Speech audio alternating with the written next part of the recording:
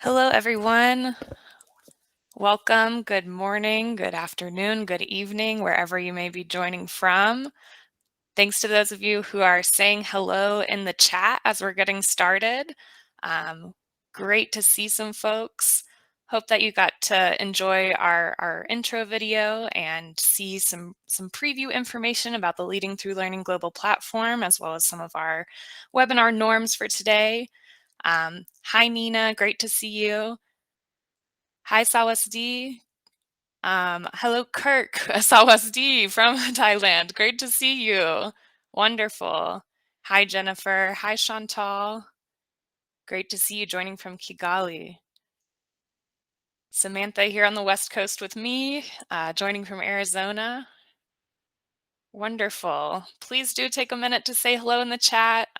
Would be great to know your organizational affiliation, where you're joining us from today. For your information, this webinar is being recorded. You are welcome to post questions and comments in the chat whenever you like. We will have periodic times for engagement, interaction, when we will check in on those. The closed captioning function is available on Google Meet.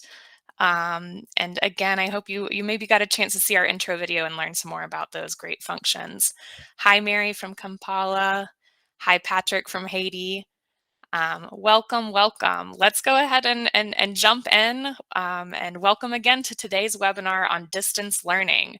My name is Natalie Brackett. I am with EDC. I am the lead for USAID's Global Reading Network. I am joining from State Line, Nevada. I'm your facilitator for today's webinar, and I'm so glad you're here and look forward to your participation. I want to acknowledge all of the places you're coming from, the organizations you're representing. So appreciate that. And again, just great to see everyone in the chat. Hi, Emily from Washington, D.C. Hi, Abdo from Yemen. Wonderful. Please do continue to engage with each other there. In addition to being your facilitator for today, as I mentioned, I am the lead for the Global Reading Network, which is part of the Leading Through Learning global platform. Leading Through Learning will be organizing and hosting a number of webinars and other events that serve to build and strengthen a global learning system that serves the goal of USAID education policy. This webinar is just one of these events, and it will be followed today by a relaunch event for the Global Reading Network. So I hope you stick around. All are welcome to join. Register now. You'll see a link coming in the chat to receive invites to future events through the Leading Through Learning platform. Wonderful. Cheryl, let's head on to the webinar goal slide here. The goal of our webinar today is to support you and to support education practitioners and engage together in dialogue around delivery of higher education and literacy programs and development of comprehensive strategies for distance learning in the context of COVID-19's disruption to education. We can head to the objective slide. Thanks, Shira. To meet this goal, this webinar has 3 objectives, which will be achieved by webinar participants being able to identify distance learning modalities used in higher education and how these overlap or vary with primary and secondary grade levels, to determine what questions to ask to plan and design distance learning in higher education, literacy, and beyond, and identify tools that exist to answer these questions, and to ask and respond to questions about the nature and applicability of distance learning methods for the given context. So, all of that said, we would love if you could take a moment here to reflect on those objectives. This is a quick self-assessment via Google Polls. You can access the poll by clicking on the triangle, circle, square icon on the bottom right of your meeting window. You have about 15 seconds to respond to each objective.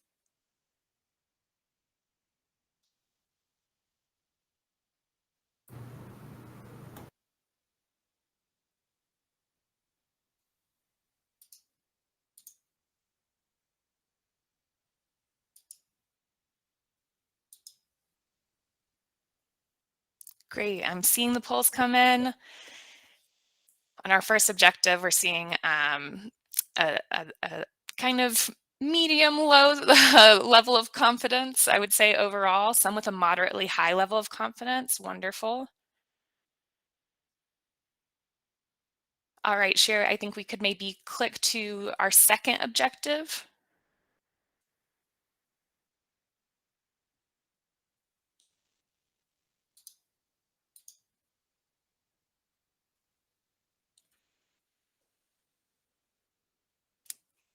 And again, you're able to assess yourself using the Google Polls, which is the little shapes icon in your bottom right corner of your screen. And you'll be able to rate yourself for each objective here. Again, seeing maybe a moderate to minimal level of confidence here.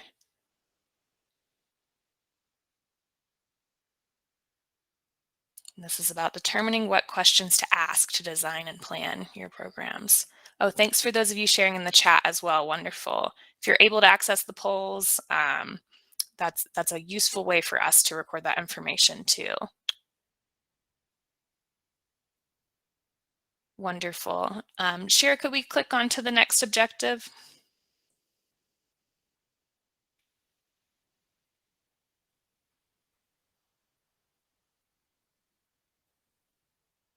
And hopefully, again, you will all be able to do a quick self-assessment here.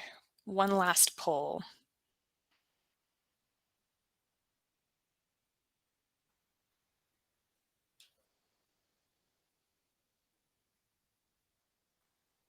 In terms of responding to questions about the nature and applicability of distance learning methods for given contexts, we're seeing minimal, moderate levels, a few with moderately high levels of confidence about this objective.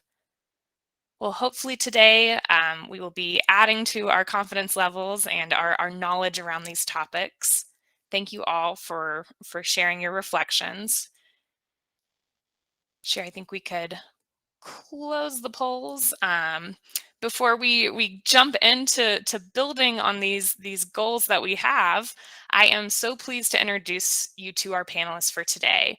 Dr. Samantha Alves, Senior Higher Education Advisor with USAID, Dr. Saima Malik, USAID Senior Research and Learning Advisor, and Dr. Emily Markovich Morris, Director of International Training and Education Programs and Senior Professorial Lecturer, at American University, and the co-author of USAID's Distance Learning Toolkit. We're so pleased that you are all with us today, and thank you for all your time and energy you've given to this. Thanks again to those joining in the chat and introducing yourselves. Wonderful. So again, before we really get in deep here, just broadly, I want to pose the question, what is distance learning? I think in very, very general terms, I hope we can agree on a shared definition here. That distance learning is teaching and learning where educators and learners are in different physical spaces. Distance learning is often used synonymously with distance education. We typically think about four modalities for distance learning: audio or radio, video or television, mobile phone, and online learning platforms. Printed texts frequently accompany these modalities and could also be a fifth modality in cases where technology is not used for teaching and learning, such as correspondence or print-based education. With this shared definition in mind, and after almost 2 years of the COVID-19 pandemic, we recognize that USAID and partners are already using many distance learning tools and strategies to address the learning crisis. We would love if you could take 20 seconds right now off the top of your head to write in the chat what distant learning tools and strategies that you have used in your work, particularly those that you have found helpful in higher education or literacy programming. If there are any particular tools you would like to highlight or share for this community, please drop those in the chat.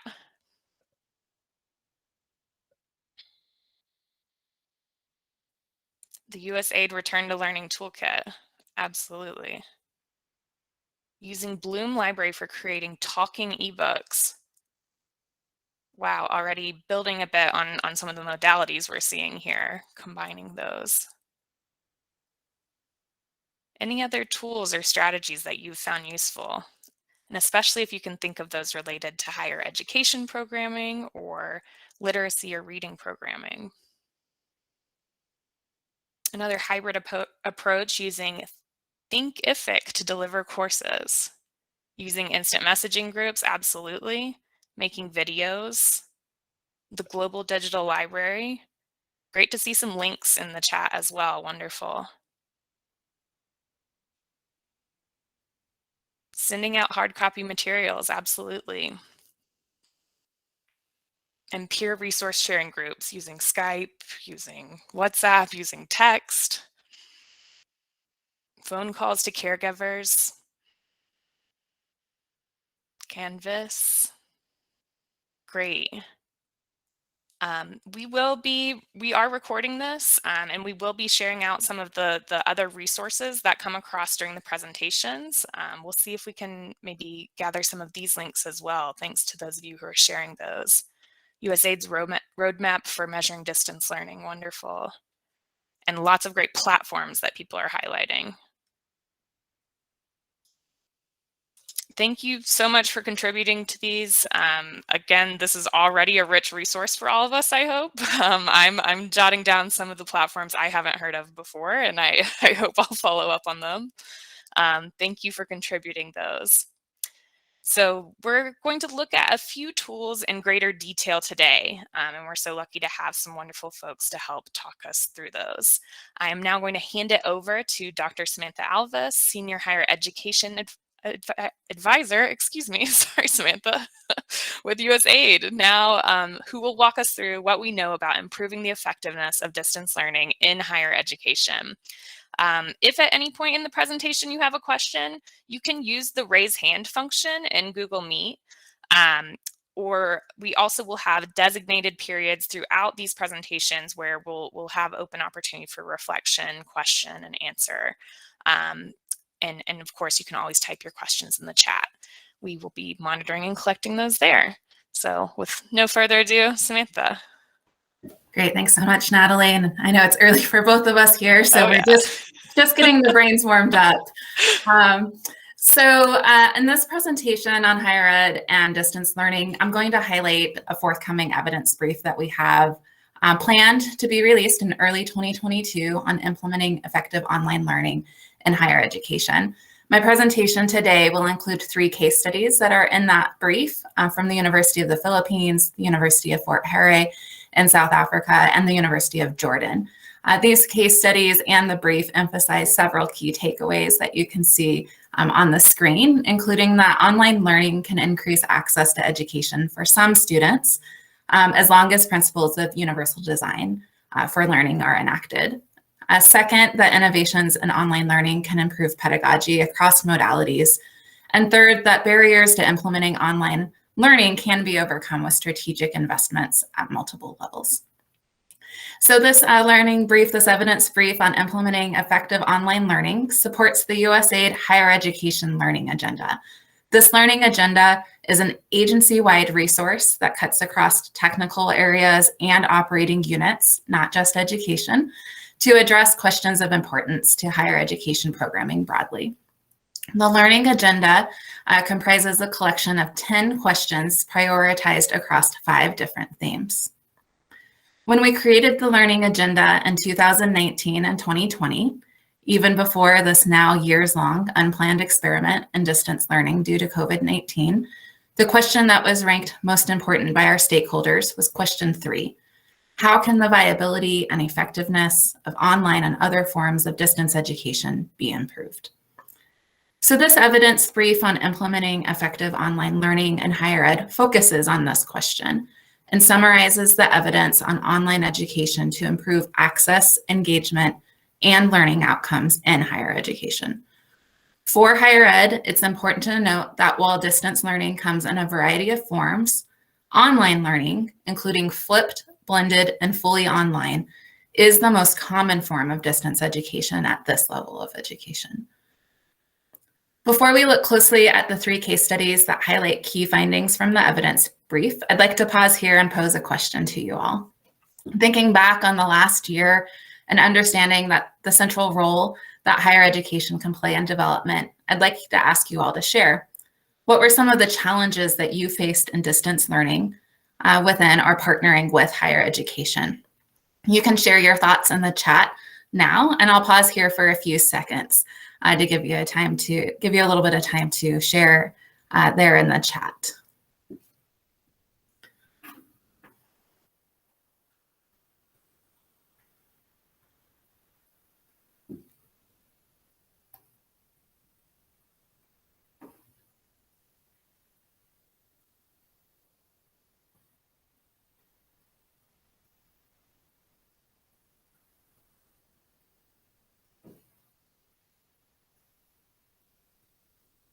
All right, we've got some great comments coming in. Not all teachers were open or adapted to technology at the same pace. Pre-service teacher preparation via virtual platforms, challenges and training, challenges and access in terms of data, equipment, connectivity. Yes, Marco, I see you've got here technology matters for sure, and lack of familiarity from Sarah here on strategies for being self-directed. Yeah, these are all challenges that I think have been shared universally in this transition to distance learning across a variety of formats. So thank you all for sharing. And as Natalie mentioned, we are recording and capturing this, and we'll be finding ways to learn from the challenges and information that you share as well. So understanding how to address some of these challenges that you all have identified and others this morning is one of the reasons why we created this evidence brief. And so now I'd like to dive into 3 key findings that we have from taking a look at the current evidence on effective online learning. So first, we found that online learning can improve access for some students, particularly when principles of universal design for learning, or UDL, and equity are incorporated into distance learning strategies. UDL helps to reduce learning barriers and accommodates various learning styles and ability by giving all learners multiple ways to acquire and demonstrate knowledge. Faculty need specific training. Online teaching is not the same as face-to-face teaching to facilitate the creation and delivery of online learning. We also found in the evidence brief that while online learning may not be best suited for the most at-risk learners, the evidence demonstrates that incorporating blended learning, a form of both in-person and online learning, can be beneficial for students and faculty, in part for the ability to increase access. So what does this look like in practice? I wanted to dive into a case study of the University of the Philippines system. This case study was developed by a former virtual student federal service intern, Ali Stavros, and is available in education links. This case study provides an example of how pivoting to different forms of distance education can be useful. And Shara is going to post a link to this case study in the chat so you all can have access to the full study. So while the University of the Philippines system began the pandemic utilizing a learning management system, or an LMS, to deliver online instruction, it was able to draw from the previous experience of having one fully online higher ed institution before the pandemic. However, in this transition, the UP found that rural students were not able to access the online system effectively. UP has since piloted a digital TV project that has courses available to students outside of its learning management system, and it has also expanded its massively open online course system, or MOOC. Both of these expansions utilize accessible technologies to reach students who had been shut out of higher education due to technological limitations. This UP case study is a great example of understanding equity and access in distance learning. But let's look at another key finding from the evidence brief, which is that experimenting with online learning can provide benefits for faculty and students across different teaching modalities. We know, or at least we can imagine, perhaps from experience, faculty who teach online face challenges in engaging learners without a physical presence. There's a lack of eye contact, you can't read body language, especially when cameras are off. Teaching in the online environment motivates some educators to reflect on their teaching practice and innovate their courses towards a more interactive learning experience. Researchers have found that after gaining online teaching experience, faculty carry these student-centered pedagogical innovations into their face-to-face instruction. Another case example demonstrates not only how different technology tools can be used to support learning, but how these kinds of teaching and learning innovations can lead to greater resilience of higher education systems and institutions during crisis. So with that, I'd like to share a second case study, this one also from the forthcoming evidence brief, anticipated to be released in 2022. So please be sure to sign up for the Higher Education Learning Network, and you'll definitely receive a notice when that is released. So pre-pandemic, the University of Fort Hare in South Africa had been using a remote and virtual education laboratory, or REVEL, technology to provide online instrumentation and interactive simulated experiments for science, technology, engineering, and math, or STEM learning, and research by its students, as well as students at high schools that lack laboratory facilities. The labs connected to universities in other countries so that students can conduct joint experimentation in these STEM disciplines. During the pandemic lockdown in 2020, laboratory training at most universities worldwide was forced to stop. UFH students, however, were able to continue conducting laboratory experimentations online from their homes using REVEL. So I'd like to stop and pause here briefly and pose another question to you all. We've just shared that research has shown that moving to a distance learning modality can have unexpected benefits. So I will share what benefits have you experienced from online learning over the past year. So we'll pause here again for a few moments for you to have some time to add your experiences and benefits from online learning over the past year. So if you can add to the chat, we'll just pause for a moment or two to give people time to share. Great, we've got a comment that more students can benefit, opportunities perhaps to lower cost. We've got in West Africa, most governments used television for teaching students during the pandemic. Yeah, we've had a few examples of television used as a medium, not only in higher education, but in basic ed as well. Asynchronous written discussions can allow for more reflection and time and depth.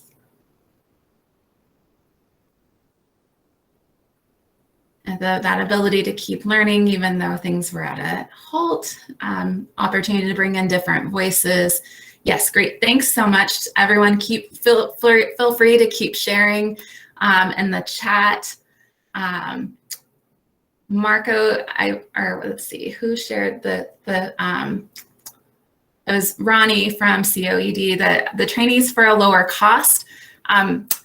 We actually found in this evidence brief, it depends, cost. There is this kind of perception that distance or online learning can lower cost.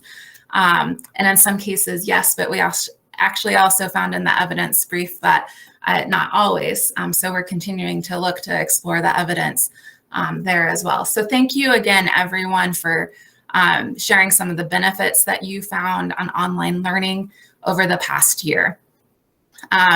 And, you know, it's helpful to remember that this unplanned experiment that we've had has produced some unexpected but beneficial outcomes.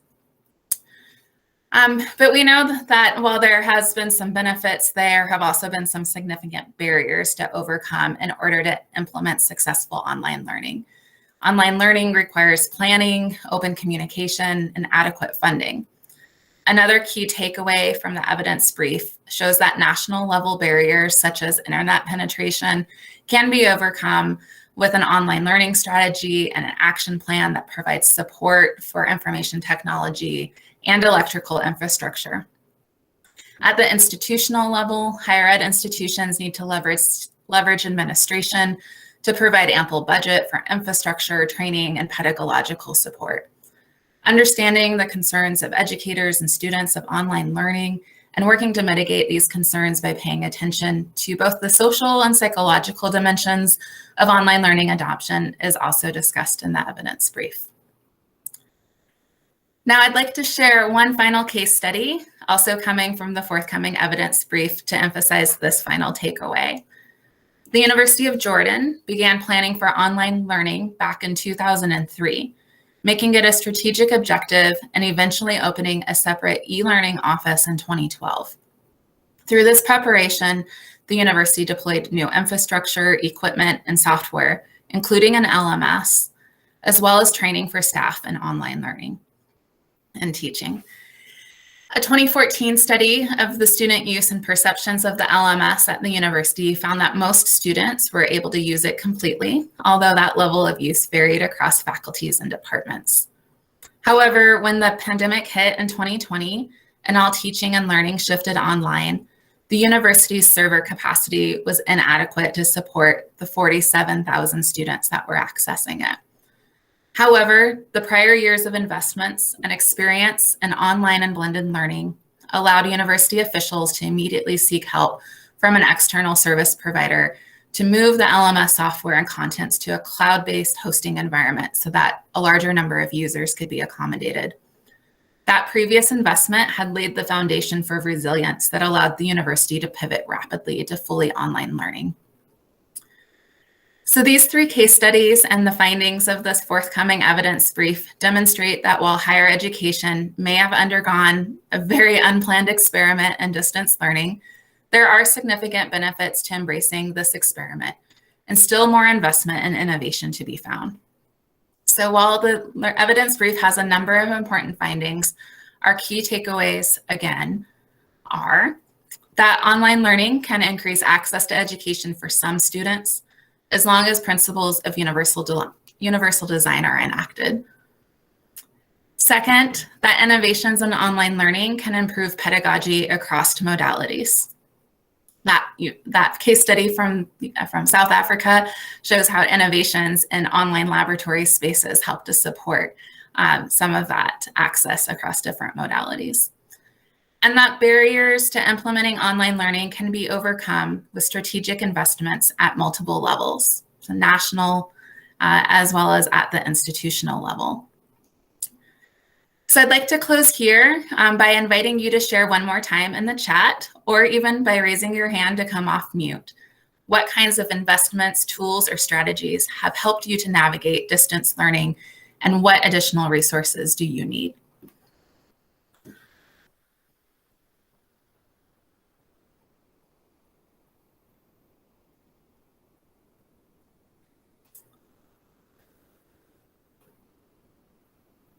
All right, so I'm seeing there was still a lot of great chat from some of our previous questions. I see from Patrick, students in Haiti prefer by far traditional in-classroom learning, and that distance learning is generally a plan B. Yeah, I think throughout the pandemic, it often became a necessary transition. And we actually found in the evidence brief that the blended learning, if we look pandemic or no pandemic, that blended learning, some blend of in-person and distance learning is actually the most common form in the higher education space. Great. Well, we'll let these final comments come back in as we transition here, but thank you everyone for the opportunity to share more about how higher ed is a strategic actor across sectors in meeting development objectives, and to highlight some evidence and case studies that demonstrate how the transition to online learning within higher education can be achieved. Natalie, I'll turn it back over to you. Thank you so much, Samantha. Lovely to kind of see the sun maybe start to rise behind you. Thanks for such a fruitful and engaging discussion.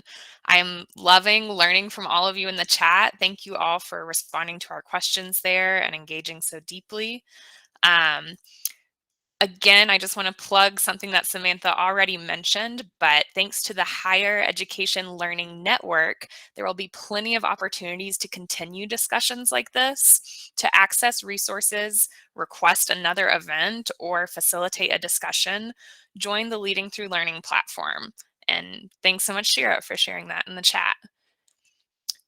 Wonderful. So now we turn to another perspective on distance learning, how to design a comprehensive distance learning strategy that is embedded within an education system. Joining us is USAID Senior Research and Learning Advisor, Dr. Saima Malik, who worked closely with Rebecca Rhodes in the development of many of USAID's distance learning resources in the wake of COVID-19, including the distance learning toolkit that we will talk about today. Thank you so much for joining us, Saima. Thank you so much, Natalie, and thank you to everyone for the time to provide an overview of this new, important, and timely resource, the Toolkit for Designing a Comprehensive Distance Learning Strategy. As you will soon see, this toolkit guides the design and development of a distance learning strategy for teams working to integrate distance learning into education systems. The strategy covers a range of The toolkit, rather, covers a range of subjects and learning content, including literacy. As we go through and introduce this new resource to you today, I would like us to think through ways in which this toolkit might be useful in supporting a distance learning strategy for the teaching and learning of reading that takes place remotely, not just in the short term as an immediate response to the COVID-19 crisis, but also now in the medium to long term, so that we are able to ensure that reading instruction is reaching different populations of learners, including those most often marginalized. I am particularly excited to share this toolkit with you all today in light of the relaunch of the Global Reading Network that will directly follow this event. I'd like to request Shira to please share the link to this distance learning toolkit in the chat now. As you can see, you can access this toolkit on our USAID Center for Education website. That is www.edulinks.org. To begin, I'd like to share this link. It's authored by Dr. Emily Markovich Morris and Yvette Tan. We will provide a very brief overview today, but I do encourage you all to take some time after this presentation to look through, familiarize yourself with this toolkit, and think through how it might support your own areas of work. Please share with other colleagues and partners beyond today's call. So in the brief time that we have to discuss this tool today, I'll provide a very quick introduction to this toolkit. I'll emphasize why having a toolkit such as this was and continues to be important, and how this toolkit can be used by education actors such as yourselves, particularly those engaged in the teaching of reading remotely. We'll also have time for questions. Just to reiterate, we define distance learning as 4 key modalities: radio audio, television video, mobile phone, and online learning. And print-based or correspondence learning can also be a 5th modality. Just before this presentation, Sam Alvis talked about online learning in higher education. And we want to remind you all that in addition to online learning, radio, video, mobile phone, and print are critical for literacy programming at all levels and all grades. The Distance Learning Toolkit supports the development of a strategy for comprehensive distance learning. So a comprehensive strategy takes into account both the short-term distance learning needs, such as those we all experienced in the weeks and months following the beginning of the spread of COVID-19, and also subsequent school closures, and the more medium to long-term plans and initiatives, such as remote pre-service literacy training for teachers. As our colleague and friend Rebecca Rhodes often reminded us, distance learning is not new. The need for distance learning is not new. There have always been learners who were unable, for one reason or another, to access the physical spaces where learning was taking place in person. So this toolkit is meant to ensure that education systems are meeting the needs of any and all learners, whether there is a global pandemic or not, who are unable to engage in learning in person at all times. There are 4 components of a comprehensive distance learning strategy that a team would need to consider. These components are not necessarily sequential, as you'll see in the image on the screen. It highlights the fact that these are not necessarily sequential. Some components can be designed simultaneously or iteratively. The important components to consider include understanding your context or the lay of the land through conducting a needs assessment, designing a clear approach for distance learning in your context, including purpose, objectives, and modalities, developing a framework and a plan for monitoring, evaluating, and then having a clear budget for distance learning. This toolkit guides users step by step through each of these components. So what are the steps that would need to be followed in a context where this toolkit was being used? You can see on the screen, the steps are as follows. First, the members of a team or a group working to design the distance learning strategy would need to be decided, and a reminder that this could include anyone who is in a decision-making role around distance learning in that particular context. For each of those 4 components I just mentioned earlier, this toolkit contains a table that outlines guiding questions for the team to consider, discussion and decision-making by the team. This table highlights the tools that a team would need to work through in order to make decisions within each of those components. Using information compiled in the tools, the team would then draft individual sections of their distance learning strategy. And then finally, the team would take that draft of the strategy, cross-reference and refine as necessary, and validate the strategy as required according to the procedures of their context. So what would a comprehensive distance learning strategy document look like? As you can see on this slide, here's an outline of a well thought out comprehensive distance learning strategy that has the sections in that first column from the introduction all the way down to the budget. As you can see, this should include the instructional goals, both overarching and detailed, for the use of distance learning, which technologies will be used, whether single modality or a combination of multiple modalities, how the technology will be integrated, who the intended groups are who will be engaged in distance learning, particularly those most marginalized, the approaches and methods for monitoring and evaluating teaching and learning, and finally, the cost for implementing the distance learning strategy in that context. In addition to guiding questions and tools, this toolkit also contains decision trees to support teams in making important decisions.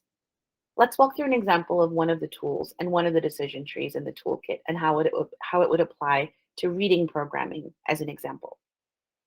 So zooming in on component 2 of the toolkit, where your team would design a distance learning approach, you'll find that the guiding questions on the left-hand side of this table here prompt users to ensure comprehensive consideration of factors in the design, including infrastructure, technology, modalities, and capacities. This table highlights clear action steps, as you can see on the right-hand side, for teams to follow, and also links teams to tools that should be used in order to complete each of the steps. In component 2, as you can see here on the table, you'll see that the tools that are referenced include a technology infrastructure landscape tool, that's tool 4, a distance learning contextual considerations tool, that is tool 7, a distance learning inventory tool, that is tool 5, and then an institutional capacity checklist tool, and that is tool 6. All of these tools are embedded within the relevant component sections of the toolkit. So when you log on to EduLinks, you'll be able to access each of these tools in the toolkit. To take a close look at how this actually works in practice, I'd like to invite the lead author for our toolkit, Dr. Emily Markovich-Morris, to kind of walk us through an example of how these tools would be used. So Emily, over to you. Thanks, Saima. So a critical question to answer developing the comprehensive distance learning strategy is what literacy materials and content already exist in the country or the context. The inventory tool is an Excel document that walks users through documenting all distance learning programming, the content, initiatives by grade level, language, intended user, and other pertinent information. Once the existing content has been documented, the tool then walks users through analyzing what content is missing and what content needs to be created. Once the content and the existing materials have been identified, there's another tool, the decision tree for choosing how content will be delivered, that helps users decide whether content should be created for remote, in-person, or hybrid use. For example, so if we look at the decision tree and we want to analyze whether there's existing early grade learning content for out-of-school youth in Liberia, we determine at the top that there is existing adult literacy books, curriculum, etc., but it is not up to date with the new literacy standards and best practices. So we decide we need new content and we go to the left in the decision tree, following the new content. Then we ask whether the content will be designed for in-person use. We decide that yes, in-person use is still critical, so we keep going left and we ask if we want the content to be designed for hybrid use or using both in-person and remote. We decide yes, we do want hybrid instruction. We want content that can be taught both in person and remotely. And we want to make sure that we are reaching young mothers and working youth who cannot always attend classes in person. So we decide on this hybrid format. Then we reach the last decision, whether we need to modify existing content to reflect new standards and evidence, or we need to completely redefine the content so that it is of high quality and can be used for the long term. We would go back to the tools and the questions in the toolkit that help us determine marginalized groups that need to be integrated and considered. We look at infrastructure for the different modalities, what exists for radio, video, television, etc. And we look at the financial resources and other pertinent information to decide whether our new in-person and remote content should be designed for radio, television, mobile phone, print, or online learning, or ideally a combination of both modalities. Over to you, Saima. Thanks so much, Emily, for that very useful example. I'd like to highlight that while Emily gave us an example of literacy for out-of-school youth and learners, the distance learning toolkit does cover a wide range of learner levels and subjects and grade levels. So from pre-primary all the way up to higher ed, in school and out of school. So I would highly recommend for those of us on this call to take a look at the toolkit and see how it can apply specifically to the work that you all are doing. So thanks so much. Hopefully that example was useful to understand a little bit of what the toolkit looks like and how it supports the work that we all do. With this very brief overview of the toolkit, we're now interested in hearing from you all. Going back to the poll questions earlier, understanding that there were some folks on the call who had a minimum level of confidence or moderate level of confidence answering some of the questions. We're hopeful that the toolkit is useful for the work that you're doing. So thinking through this now, how do you think that this toolkit might help those who are teaching reading remotely, specifically thinking about reading for a moment? Please feel free to put your responses into the chat, or if you'd like to raise hand and come off mute, you're also more than welcome to share. We'll allow a few minutes for those of you who'd like to put responses into the chat or raise hands.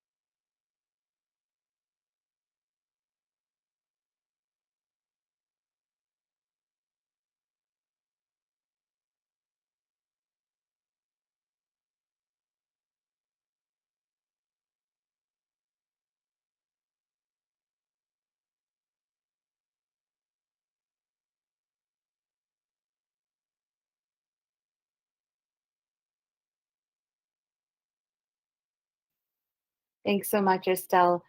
Appreciate that response. Absolutely. The toolkit would help you think through decisions that a team would need to make in a logical, sequential manner, which we're hoping will help teams. From Ronnie, you're able to pivot your programming for training reading teachers to remote hybrid modality, and a key factor is not thinking only about video or web, but also thinking of the printed materials. And yes, absolutely. We are in the toolkit, provide some ideas and support for teams who would need print-based, a fifth modality, print-based, to include as well. Yes, absolutely. Keeping UDL in mind, the toolkit has a section. Each of the components within the toolkit provides very close attention to how to ensure that all learners are reached through your distance learning strategy. Emily, would you like to come in at all to respond or add on to anything that's being shared in the chat? Sure, thanks, Em. And I think Ronnie and others have really accentuated the need for printed materials. So whether using radio online, video, or other modalities, of the importance of print materials for learners and for educators to have access to. And so, as mentioned, it can be its own modality. So if technology infrastructure is not sufficient for example, rolling out a distance learning program rapidly, print materials are really important as a modality, but they always are important as an accompanied materials for any of the modalities. And I think one thing that we found through all the case studies and talking to groups is the importance of really thinking about multiple modalities in a strategy and thinking about across different types of learners. So online, as we've been talking about today, is really important for higher education, but print materials are also important for higher education. And as we found for early grade learners, radio and a combination of radio, mobile phone, television, and video. So thinking about integrating, and as to all of your good points of really thinking about how do we design and think about these from a position of universal design of learning, and how do we think about reaching those that are most marginalized and maybe don't have access to infrastructure across countries and geographies and gender groups, etc. Thanks so much, Emily. I'm appreciating the fact that this is likely the first time that several folks on the call have taken a look at the toolkit, and there's quite a bit in here. So I'll go ahead and put the link here again and encourage folks to please go take some time, take a look at the toolkit, and think about how this resource can be useful for you in the work that you are all doing. There's a question in the chat that I see here very quickly. Digital literacy skills and comfort with technology is a challenge for many teachers and faculty. I'm curious to learn more about effective ways to quickly and efficiently develop the capacity and confidence of these educators. I wonder, Emily, if you wanted to respond quickly to that one. Yes, and that's a great question. I think that myself being an educator that had to rapidly take on distance learning and other distance learning modalities, I think one of the lessons that we have learned from speaking with educators is, again, having multiple modalities for reaching and working with teachers. So working together, peer-to-peer mentoring was a huge feedback that we had of having WhatsApp groups and social media groups among educators, with parents having communications, but also ways to get teachers and educators very quickly oriented to the technology they were using, whether it was online, radio, and video, but also remembering the importance of online, of ongoing professional development of educators. So both in the short term for quick uptake, but also for the long term of really building in technology literacy and comfortability of using technology for teaching and pedagogically using technology for teaching. And these are all part of the toolkit. Thanks so much, Emily, and thanks, Rachel. Please feel free to reach out to either Emily Morris or myself, and you will have access to our email. We'll put our email IDs in the chat just now, but you'll also have access to our email IDs at the end of the presentation. Thanks so much. I wanted to mention that Nina is also putting a response in here, Steve, to your question about peer-to-peer learning to support the transition to distance learning. Please check out the return to learning case studies that USAID has produced. It'll be very useful as well. Thanks for that, Nina. We are planning a launch and a training event on the distance learning toolkit. This is a brand new toolkit. This is the first time that we have shared externally about the toolkit. We will share more information on this with our bureaus when available. In collaboration with the Interagency Network for Education in Emergencies, INEE, we also have a podcast that dives deeper into this distance learning toolkit that will be released in January. INEE is a peer network with free and open membership for all. Thank you, Shira, for putting the link to joining INEE into the chat. We'll recommend and highly encourage folks to join that membership and keep an eye out for information soon. Altogether, we're really eager to hear your feedback and learn about what kind of impact this toolkit might have on your work related to reading and literacy and distance learning, and how you might plan to use it. I think we've had a few reflections and questions already. If you have any additional questions or reflections on the toolkit itself, please feel free to put them in the chat, and I will hand back over to Natalie. Thanks so much. Wonderful. Thank you so much, Saima, Emily, and all of you that engaged in the chat. Really exciting to see these rich conversations, both about higher education, the distance learning toolkit generally, and literacy specifically. This was wonderful, a great start to discussing an important tool. And again, I'm really looking forward to continuing these conversations in future Global Reading Network events. Speaking of which, I will follow up what Shira is mentioning in the chat. We are having our relaunch event for the Global Reading Network in this same space, so you may see some new faces joining us here in just a moment. Thanks everyone for your patience as we transition. Again, to continue the conversation, to access resources, to get notifications about events like this, as well as our exciting relaunch and all of our future opportunities for discussion, please do join the Leading Through Learning global platform and bookmark your Global Reading Network landing page. Thank you so much, Shira, for dropping those in the chat. Okay, we are moving towards the close of our webinar today. Thank you all so much again for your time, for the rich insights that you have shared about your work. We are going to check back in on our objectives and self-reflections. You can access these polls again in the bottom right corner of your screen. The triangle, circle, and square icon will take you to Google Polls. You will have 15 seconds to respond to each of these objectives and reflect. As a reminder, those objectives are: 1, to identify distance learning modalities used in higher education and how these overlap or vary with primary and secondary grade levels. 2, to determine what questions to ask to plan and design distance learning in higher education and beyond, and identify tools that exist to answer these questions. And 3, to ask and respond to questions about the nature and applicability of distance learning methods for given contexts. Thanks so much, Shira, for launching our learner assessment polls. And folks, when you click on that poll icon, you'll take a moment to rate your confidence on a scale of 1 to 5 on each of these objectives.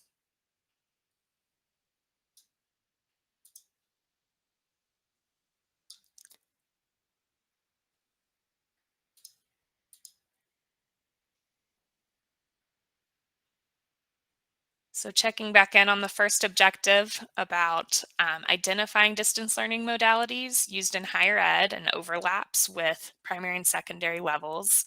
We're seeing more responses in the moderate and moderately high level, as well as some high levels of confidence. Wonderful to see following this conversation and these presentations. Shira, let's move on to our second objective poll. And please take a moment to rate yourself, your level of confidence about asking questions and deciding which questions to ask to plan and design distance learning in higher education, literacy, and beyond, and identifying the tools that exist to answer those questions.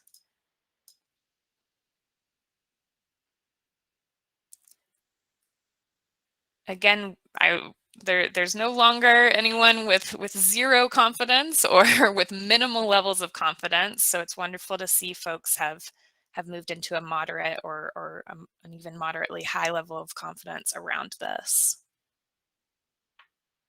Thank you all so much for your reflections.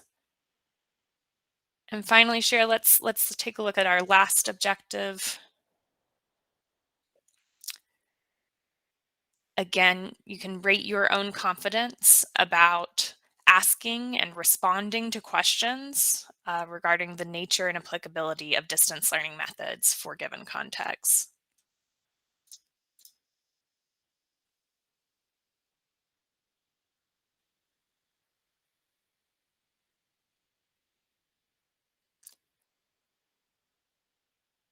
Again, we have some people kind of at the 3-4 level, which is a bit of a move up from the beginning of this conversation. So I'm really grateful. That's really rewarding to see folks feel more confident on these topics. I really appreciate your inputs and sharing your self-reflections here. In more open reflection as we close, we do have a few minutes here. We would love to hear from you generally. If there's anything that hasn't come up in the chat yet that you'd like to share, or may I ask more specifically, what has permanently changed about how you approach education programming to sustain education outcomes due to COVID-19? Do you have some initial thoughts about, what will long-term change about your approaches because of the again, as Sam called it, the unplanned experiment in distance learning that we have all undergone due to COVID-19? It would be great to hear your initial responses in the chat. Feel free to raise your hand or come off mute if you would like to elaborate or share anything else that has not come up today you would like to highlight for this community. And particularly if you would like to see a follow-on web event for this, please let us know. We're looking for your guidance on how to tailor these events to your needs.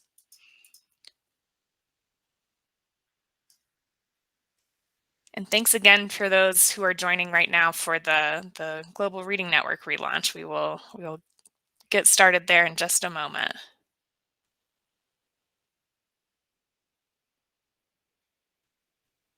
And for those still reflecting about what has permanently changed in your approach, again, feel free to come off mute or to share in the chat.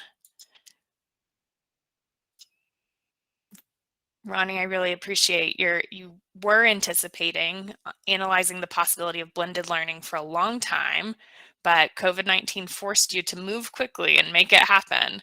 I'm sure there are many that can relate to that.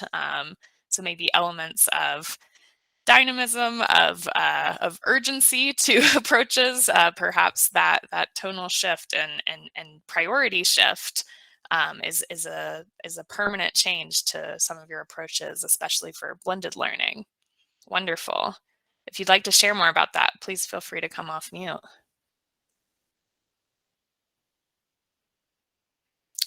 Well, thank you all for joining the distance learning webinar. Please feel free to stay on to learn more about the Global Reading Network's relaunch, our upcoming activities and ways to engage. We will begin in about 1 minute here. While we transition, please bookmark the GRN website and register today, again, to become a member of the Global Reading Network and the Leading Through Learning global platform. Even if you were a member before, you will want to register again so that we can include you in future communication. Thank you all again for joining us on the topic of distance learning, and please do stick around for a moment. We will get started with the Global Reading Network relaunch in just a few seconds.